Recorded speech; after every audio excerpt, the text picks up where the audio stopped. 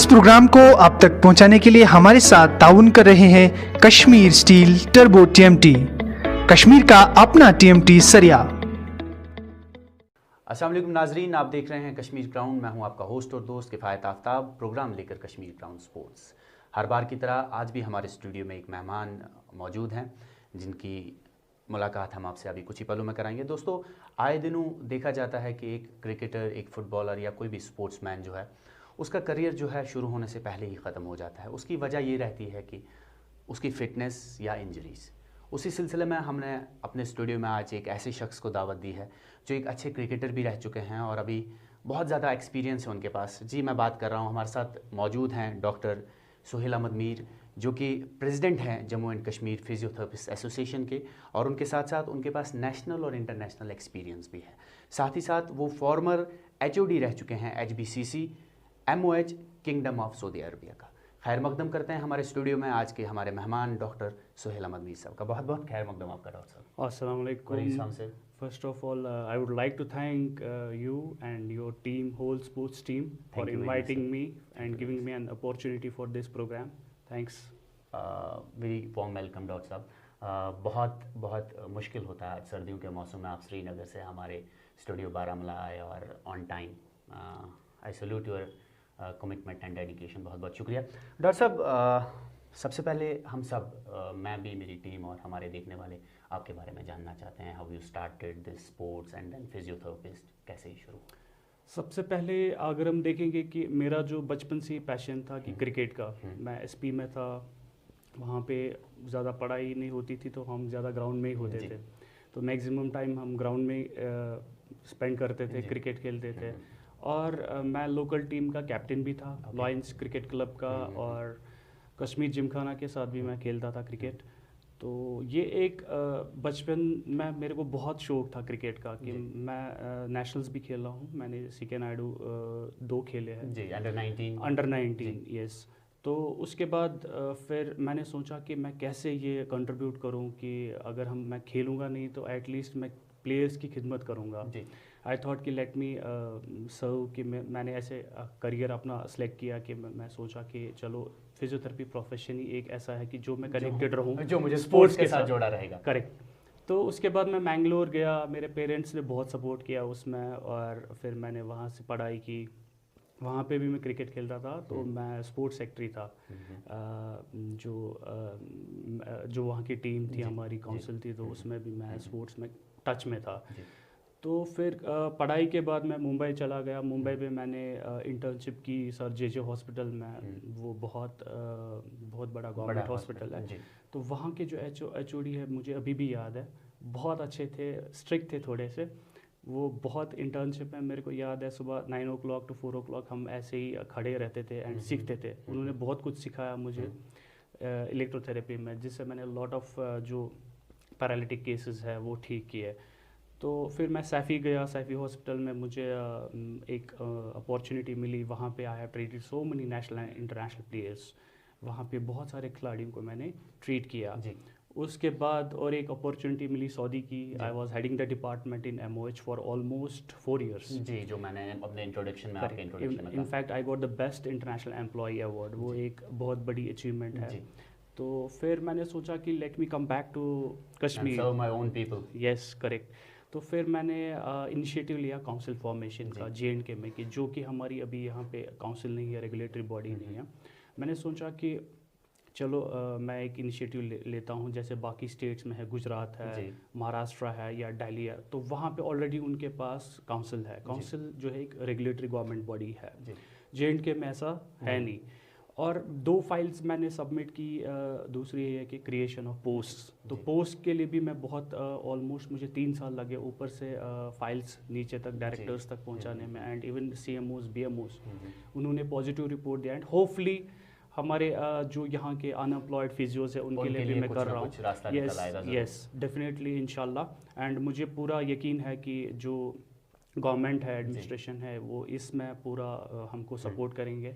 In fact जो honourable ex governor Satyapal Malik ji, he was by patient also, तो उन्होंने भी थोड़ा उस टाइम पे हेल्प करने की कोशिश की, बट वो फिर आर्टिकल का हो गया, उसकी वजह से थोड़ा सा वो फिर ट्रांसफ़र हो गया यहाँ से। जी।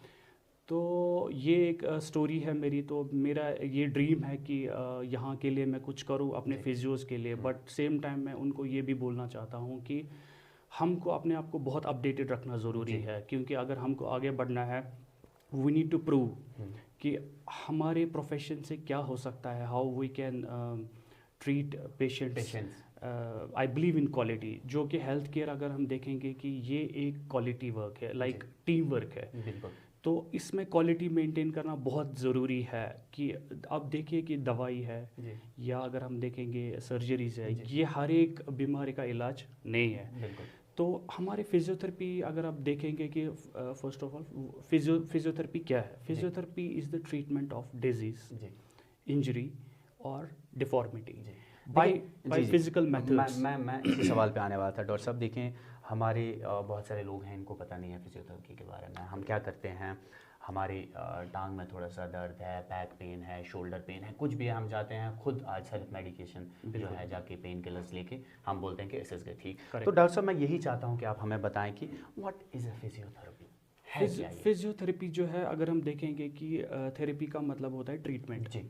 तो जैसे अभी मैंने स्टार्ट किया कि physiotherapy is the treatment of disease, injury और deformity by physical methods. Physical methods में क्या क्या आ सकता है, like exercise therapy, manual therapy या इलेक्ट्रोथेरेपी। इलेक्ट्रोथेरेपी जो है मॉडिफाइड वेव्स है, जो कि रिसर्च किया गया है कि सर्टेन टिश्यूज़ पे ये इंटेंसिटी, ये फ्रीक्वेंसी पे इसके बेनिफिट्स क्या है।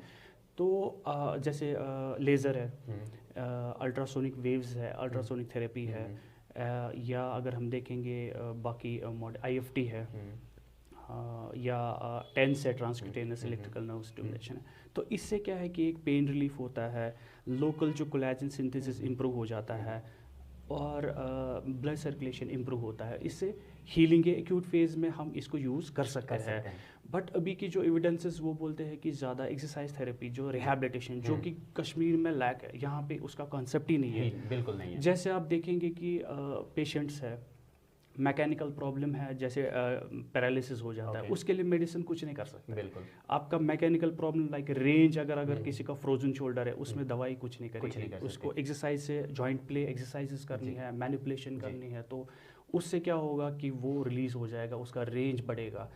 और रेंज बढ़ने से क्या होगा कि जब मूवमेंट अच्छी होती है तो टिश्यूज़ में ब्लड फ्लो अच्छा होता है, ऑक्सीजनेशन अच्छा है, तो उससे क्या है कि हमारी फ्लेक्सिबिलिटी अच्छी रहती है और स्टिफनेस कम हो जाती है। तो ये सब अगर हम देखेंगे ओवरऑल, अगर हम देखेंगे फिजियोथेरेपिस्ट, अगर हम देखेंगे WHO की डेफिनेशन है कि फिजियोथेरेपिस्ट वो है जो एसेस करता है, एक पेशेंट का पूरा अच्छे से असेसमेंट लेता है, उसमें कंसल्टेशन लाइक हिस्ट्री जानता है कि कैसे ये स्टार्ट हुआ है, कहाँ से शुरू हुआ है। करेक्ट। ये वो चीज़ डायरेक्टली नहीं है, पेशेंट आया, दवाई लिख दी प्रिस्क्रिप्शन पर, दैट्स इट। नहीं। असेसमेंट इज़ वेरी इंपॉर्टेंट कि एक प्रॉपर असेसमेंट होता है। History taking is very important. Past history क्या है, सर्जिकल हिस्ट्री क्या है, मेडिकल हिस्ट्री क्या है। देन हम उसके बाद उसको अगर कोई इन्वेस्टिगेशन कराई है या हम करवाते हैं MRI या एक्सरे है, उसके बाद हम क्लिनिकल एग्जामिनेशन करते हैं, उसमें स्पेशल टेस्ट्स होते हैं, उससे हमको कोई कंक्लूजन पे आता है कि डायग्नोसिस, ये रूट कॉज क्या है। तो फिजियोथेरेपी में ऐसा नहीं है कि जस्ट हम टेम्परेरी रिलीफ देते हैं पेशेंट्स को, हम पहले डायग्नोज करते हैं, उसके बाद उनको ट्रीटमेंट स्टार्ट करते हैं with based on smart goals mutually with the patient कि वो क्या चाहता है। ये नहीं कि मैं खाली सेट करूँ गोल और पेशेंट वो कोऑपरेट नहीं करेगा मतलब बाद में। तो हमारा दोनों का एक ही गोल होता है कि अगर पेशेंट बोलता है मेरे को पेन कम करना है तो वो उसमें कोऑपरेट करेगा। हम उसको कुछ सजेशंस या ओपिनियंस देते हैं कि आप ये चीज़ों पे घर पे एहतियात कीजिए, जैसे वेट लिफ्टिंग और कैसे आप करेक्ट वे में आपको वेट लिफ्ट करना, स्टेप बाय ग्रेजुअली। पहले हम एक्यूट फेज पे काम करते हैं, लाइक पेन रिलीफ है, इन्फ्लेमेशन है, उसको कम करते हैं मॉडलिटीज़ के थ्रू, एंड धीरे धीरे हम फिर उसको ग्रेडेड लोड देते हैं। जैसे बैक पेन है किसी को तो उसको हम ग्रेडेड एक्सरसाइज प्रोग्राम देते हैं, ये नहीं कि पहले ही हेवी लोड देंगे। तो स्टेप बाय स्टेप उसका जो है जो स्पाइन को जो मसल सपोर्ट करती है उनको स्ट्रांग बनाते हैं, जैसे कोर मसल्स है। तो उससे क्या होता है कि जब वो कभी वज़न भी उठाएगा फिर बाद में उठाएगा वज़न, तो उससे क्या होगा कि उसको वो डिस्क या कोई भी सॉफ्ट टिश्यूज पे उतना लोड नहीं आएगा, क्योंकि उसमें तथ मज ऑलरेडी तमिस तिम मसल्स जो है जैसे स्पाइन को स्ट्रॉन्ग स्टेबिलिटी देते हैं। तो उससे क्या होगा कि तमिस पे नहीं डिस्क पे लोड कहीं सो लोड राइट मसल या बाकी टिश्यूज, बट तभी जब हमने उन पे काम किया होगा। डॉक्टर साहब, एक बहुत इम्पॉर्टेंट सवाल है जो मैं आपसे जानना चाहूँगा। क्या फिजियोथेरेपी जो है, जो हमारे आज के पेशेंट्स हैं, हर घर में पेशेंट हैं, और चाहे वो बैक पेन हो, शोल्डर पेन हो, डिस्क इस ज़्यादा आम गुमत है डिस्क, चाहे वो स्पोर्ट्स मैन ही क्यों ना हो, क्या फिजियोथेरेपी जो है ड्रग से दूर रख सकता है, सर्जरी से दूर रख सकता है? करेक्ट। देखिए, मुझे पर्सनली अभी इतना एक्सपीरियंस है कि मतलब अब मैं ऑलमोस्ट 15 साल से इस फील्ड में हूँ, तो मैंने यही बोला कि सर्जरी जैसे अभी की स्टडीज़ है वो बोलते हैं कि अगर हम 5 साल के बाद आउटकम देखेंगे सर्जरी के और rehabilitation like quality rehabilitation for 3 to 6 months, हमको एक मौका देना चाहिए। अगर ग्रेड 1 ग्रेड 2 कोई भी इंजरी है उसमें हमको टाइम देना चाहिए एक पेशेंट को।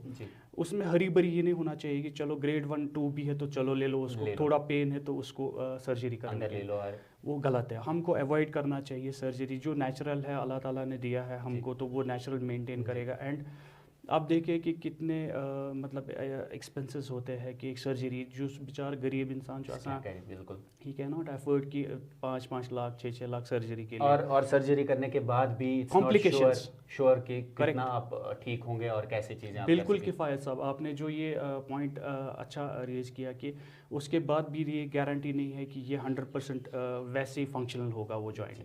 बट हमको अगर एक्सट्रीम है अगर जब हमको लगेगा कि सबसे पहले क्या करना चाहिए, अगर कभी भी ये ऐसा लगे कि नहीं अब नी में आर्थराइटिस एडवांस स्टेज है या ऐसा है, पहले ओपिनियन लेना चाहिए 2-3 किसी भी मेडिकल प्रोफेशनल, चाहे यहाँ हो बाहर हो, तो आपको उससे क्या आइडिया मिलता है कि हमको सर्जरी के लिए जाना चाहिए। क्योंकि आज की सर्जरी वारिया कॉम्प्लिकेशंस या मेडिसिन है, पेन किलर्स है, आप देखिए कि कितने साइड इफ़ेक्ट्स है इसके। आज तो हमारे स्पेशली J&K में यहाँ पे तो ऐसे जैसे खाते हैं मेडिसिन की, पेन किलर्स की, जैसे हम नॉर्मली डाइट खाते हैं।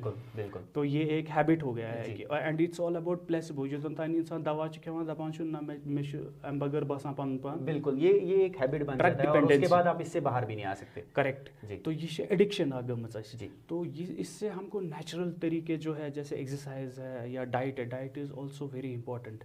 डॉक्टर साहब, मैं इस डाइट पे एंड एक्सरसाइज पे इसी मुद्दे पे इसी सवाल पे मैं अभी आऊँगा। डॉक्टर साहब, हाल ही में आप BCCI की तरफ से अरुणाचल क्रिकेट टीम जो है उसके फिजियो अपॉइंट किए गए हैं, सिंस आप टीम के साथ हैं, क्रिकेटर खुद भी रह चुके हैं, तो क्या आपको लगता है कितना डिफरेंस है हमारे J&K के क्रिकेटर्स में और J&K से बाहर जो स्पोर्ट्समैन हैं, कितना वो अपने फिटनेस पे ध्यान देते हैं? और ये जो इंजरी है, करियर स्टार्ट होने से पहले इंजरी की वजह से बहुत सारे लोगों का करियर जो है ख़त्म हो गया है, क्या मैसेज है, क्या कुछ हमें करना चाहिए हमारे क्रिकेटर्स को, हमारे फुटबॉलर्स को?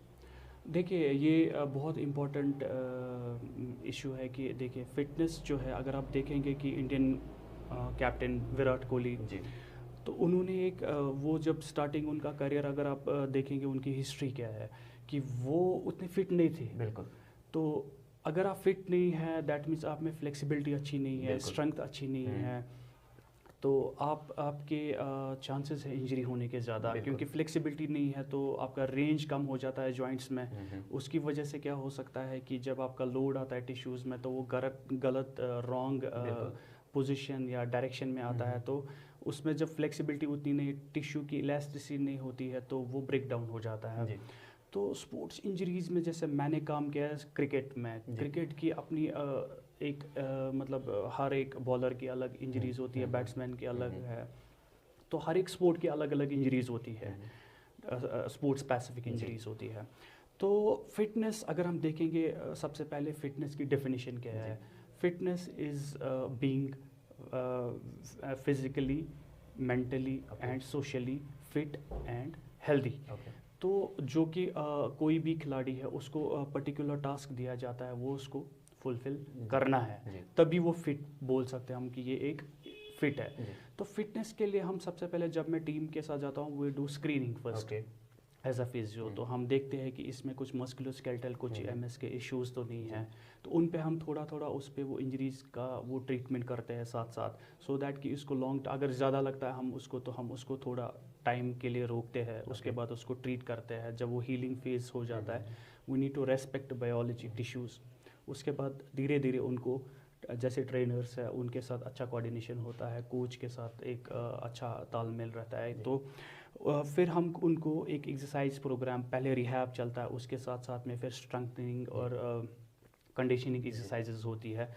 तो फिटनेस जो है बहुत इंपॉर्टेंट है, क्योंकि देखिए अभी रोहित शर्मा जो है अभी हैमस्ट्रिंग इंजरीज है, इसके भी हैमस्ट्रिंग इंजरीज के मेन जो तरीके कैसे होता है, तो इसमें एक स्ट्रेचिंग टाइप है इंजरी है, और या तो अगर आप सडन रनिंग, क्विक रनिंग करते हैं, स्पीड में, हाई स्पीड रनिंग, उसमें भी खतरा, स्प्रिंट्स जैसे हम मारते हैं, तो उसमें भी मसल्स के जो है ये स्ट्रेन होने के चांसेस ज़्यादा है। ये एक मैकेनिज्म मैं बोल रहा हूँ, तो इसमें हैमस्ट्रिंग। जी डॉक्टर साहब, अगर हमारे पास ट्रेनर फिजियो नहीं होगा या ट्रेनर हमारा जो है प्रोफेशनल नहीं होगा, तो मुझे लगता है उसकी ट्रेनिंग से ही हम ज़्यादा इंजरी के पास चले जाएंगे। अगरचे उस दिन आपको पता नहीं चलेगा कि आप इंजर्ड हुए हैं, आपको कुछ हो रहा है, बट ग्रेजुअली टाइम के साथ साथ आपकी वो इंजरी जो है निकल आएगी। बिल्कुल कितना इंपॉर्टेंट है एक जो आपका फिजियो हो वो बहुत इंपॉर्टेंट हो। और साथ ही में एक इंपॉर्टेंट बात यहाँ आपसे जानना चाहूँगा डॉक्टर साहब, कहा जाता है कि एक स्पोर्ट्समैन जो है उसको जिम करना बहुत ज़रूरी है, और ख़ास तौर पे हमारे कश्मीर में अभी हमारी सर्दियाँ स्टार्ट हो गई हैं, तो 4 महीने के लिए हमारा क्रिकेट जो है बंद है।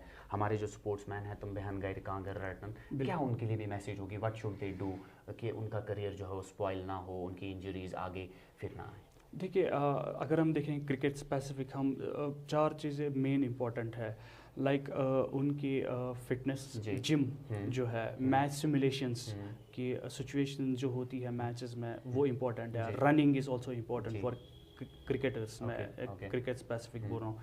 और उसके बाद आप देखिए स्किल जो कि कोच नेट में लेते हैं प्लेयर्स को, और इससे भी ज़्यादा क्या है कि अभी जो है मतलब स्पोर्ट्स में स्पोर्ट्स साइकोलॉजिस्ट है, एक मेंटर होने की बहुत ज़रूरी ये है कि कोई अच्छा कोच होना चाहिए, मेंटर होना चाहिए, राइट डायरेक्शन बहुत ज़रूरी है। ये नहीं है कि हम डंकीज की तरह खेलें, we need to do smart quality work. ठीक है, अब बॉलर एक है, उसके लिए एक स्ट्रेंथ, जिम पहले कॉन्सेप्ट था कि जिम नहीं करना चाहिए, ऐसा है। इट्स नॉट कि लाइक हमको अलग अलग बनानी है, नहीं बल्क चाहिए हमको, लाइक कि हमको एक इंडिविजुअल मसल पे काम करना है, ऐसा नहीं करना है। हम स्पोर्ट्स में जैसे क्रिकेटर्स हैं, हम ऐसे जिम में ट्रेनिंग देते हैं उनको कि जैसे different multi joint muscles involve हो, ना कि एक ही स्पेसिफिक बाइसेप्स है तो बाइसेप्स पे हमने काम किया, नहीं, तो हम ग्रुप ऑफ मसल्स पे काम करते हैं, जैसे लोड शेयर हो जाए, और हम बल्क पे काम नहीं करते, एंड्योरेंस पे काम करें, रेपिटेशंस पे, लो वेट एंड मोर रेप्स। ठीक है, तो वो फिटनेस एंड्योरेंस बहुत ज़रूरी है। उसके साथ साथ रनिंग भी होता है, and nutrition is also important. Running different conditioning में, उसमें बहुत एरोबिक्स में आती है वो एक्सरसाइज। लाइक अगर हम फिटनेस के देखें, डिफरेंट कंपोनेंट्स है, इसमें फ्लेक्सिबिलिटी है, इसमें रेजिस्टेंस ट्रेनिंग है, स्ट्रेंथ जिसको बोलते हैं हम, या आप एजिलिटी है, डायरेक्शन चेंजिंग होती है, या कोऑर्डिनेशन है, स्पीड है, बैलेंस है, तो ये सब, और रिकवरी इज़ ऑल्सो इम्पॉर्टेंट। जब हम लाइक वीक में अगर हम खेलते हैं 5-6 दिन, उसके बाद एक दिन रेस्ट बहुत ज़रूरी है, क्योंकि हमको बॉडी को रिकवरी भी बहुत इंपॉर्टेंट है। क्योंकि अगर हम कंटिन्यूसली खेलेंगे तो इसमें एक लोड का एक कॉन्सेप्ट है, वो हॉट टॉपिक है अभी एट प्रेजेंट, उस पर भी मैंने बहुत सारे टॉक्स दिए हुए हैं कि to find the sweet spot एक इंडिविजुअल के लिए, उसके लिए हमको एक लोड मॉनिटर करना पड़ता है, एक्यूट लोड, क्रोनिक लोड, तो हमको उससे पता चलता है कि ये प्लेयर पॉजिटिव बैलेंस में है कि नेगेटिव बैलेंस में है। Positive means fitness, negative means कि वो फैटिग में है, continuous. Fatigue is also important, but not for chronic fatigue. इंसान खेलेगा तो थकेगा, that is fine, but chronic fatigue जिससे कि टिश्यूज ब्रेक डाउन होते हैं। तो डॉक्टर साहब, यहाँ पे ये बात निकल के आई है कि फिटनेस इज़ वेरी इंपॉर्टेंट। अगर आप फिट हैं तो आपको इंजरी जो है बहुत कम होने के चांसेस हैं। साथ ही साथ मैं चाहूँगा कि आप हमारे जो क्रिकेटर्स हैं, फुटबॉलर्स हैं, उनको मैसेज दें। अभी हमारी सर्दियाँ हैं, हमारे ग्राउंड्स बंद हैं, हम बाहर जाके नहीं जा सकते हैं, जिम सेंटर्स तो हैं, लेकिन हर एक क्रिकेटर जो है, फुटबॉलर जो है, जिम अफोर्ड नहीं कर सकता। क्या कुछ एक्सरसाइजेज हैं, क्या कुछ न्यूट्रिशन डाइट हैं जो हम घर में इन सर्दियों के 3 महीने में यूज़ करें ताकि हम फिट रहें? देखिए, सबसे पहले हमको देखना है कि हम कौन सी पॉपुलेशन के साथ डील करते हैं। ये नॉर्मल पॉपुलेशन है या डिजीज़ पॉपुलेशन है, फिजियोज़ का हर एक में रोल है, या स्पोर्ट्स पॉपुलेशन है। क्योंकि जो एथलेटिक स्पोर्ट्स पॉपुलेशन है इनकी टॉलरेंस अलग होती है, इनकी रेजिस्टेंस अलग होती है। अगर हम डिजीज़ पॉपुलेशन को देखेंगे तिमन छन तीजा रेजिस्टेंस कहीं, या अगर एवरेज नॉर्मल है। सबसे पहले जब हमारे पास कोई पेशेंट आता है हम उसकी लेवल देखते हैं कि ये कुछ पॉपुलेशन नॉर्मल या डिजीज एम्स हिस्ट्री वहाँ पूरी या स्पोर्ट्स पॉपुलेशन, तो उसका जो मैनेजमेंट है बेस्ड ऑन हिज लेवल, उसका प्रोग्राम भी हम देते हैं कि हम देखते हैं पहले कि एम्स क्या लेवल है, एम्स हिस्ट्री क्या है हमारे पास। लाइक फिजिकल एक्टिविटीनेस रेडीनेस एक क्वेश्चनियर होता है, तो उसमें हम पूरे डिटेल्स लेते हैं पहले पेशेंट के, तो उससे पता चलता है एम्स लेवल क्या है। तो बेस्ड ऑन दैट हम प्रोफेशनली उसको गाइड करते हैं। नॉर्मली ये विशु तो ये मतलब प्लेयर्स उतने अवेयर नहीं है फिजियोस के बारे में, इनका रोल क्या है। हम उनकी इंजरीज़ को मिनिमाइज कर सकते हैं। अगर हम देखो कुछ इंजरीज़ है जिनको हम प्रिवेंट कर सकते हैं, कुछ इंजरीज़ है जिनको हम नहीं कर सकते हैं। जैसे कि किसी को बॉल लग गई, सो हे कंस लगित बॉल, सो इंजरी हेको न ट्रीट, बट अगर कंस मस्कुलोस्केलेटल इश्यूज आसान, कंस आसान वीक, तिम मसल्स आसान वीक, तमिस या रेंज आसन बराबर कहीं, या टेक्निकली आसन तमिस मूवमेंट सही कहीं, उसको हम लाइक बायोमैकेनिकली हम थोड़ा उसको मॉडिफाई कर सकते हैं। हाँ, कि यहाँ पे कॉम्प्रोमाइज़ नहीं होना चाहिए उसकी परफॉर्मेंस पे।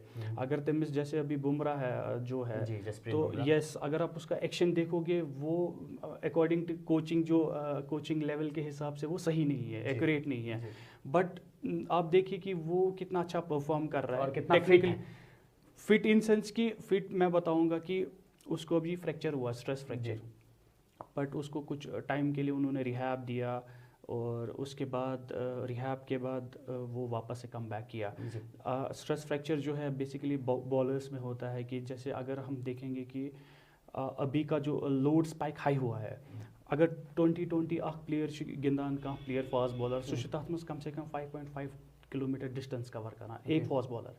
अगर कोई वनडे मैच खेलता है 50 ओवर्स का फास्ट बॉलर मैच, तथ मज कम तमिस डिस्टेंस पेवान कर ऑलमोस्ट 13.5 किलोमीटर्स पर मैच मल्टी डेज। अगर टेस्ट मैच आसान तो फिर कितना हो गया, 22 ऑलमोस्ट एवरेज हम देखें 18 to 24 किलोमीटर्स वो डिस्टेंस कवर करता है। तो उसके लिए आप सोचो कितनी फिटनेस होनी चाहिए। जी डॉक्टर साहब, यही मैं फिटनेस की बात कर रहा हूँ। मैं क्यों आपसे जानना चाहूँगा, हमारी जो आजकल की इंजरीज हैं क्रिकेटर्स में और फुटबॉलर्स में, हैमस्ट्रिंग है, ग्रोइंग इंजरी है, मसल पुल है शोल्डर में, या किसी का शोल्डर डिसलोकेट हो जाता है, मैं ये जानना चाहूँगा कि कैसे हम इसको प्रिवेंट कर सकते हैं। क्या कुछ आपके पास इसके लिए हमारे लिए एक्सरसाइज हैं जो आप बहुत कम समय में हमें बताएं, क्या हम इसको प्रिवेंट कर सकते हैं? What should we do before going for a match में जाने से पहले? बहुत अच्छा क्वेश्चन किया आपने कि देखिए कि सबसे पहले warm up is very important. जब हम खेलने से पहले जाते हैं तो हमको प्रॉपर वार्म अप करना चाहिए, अच्छे से फ्लेक्सिबिलिटी इंप्रूव करनी चाहिए। वार्म अप में भी ये है कि कौन सी टाइप ऑफ स्ट्रेचिंग करनी चाहिए, ये एक प्रोफेशनल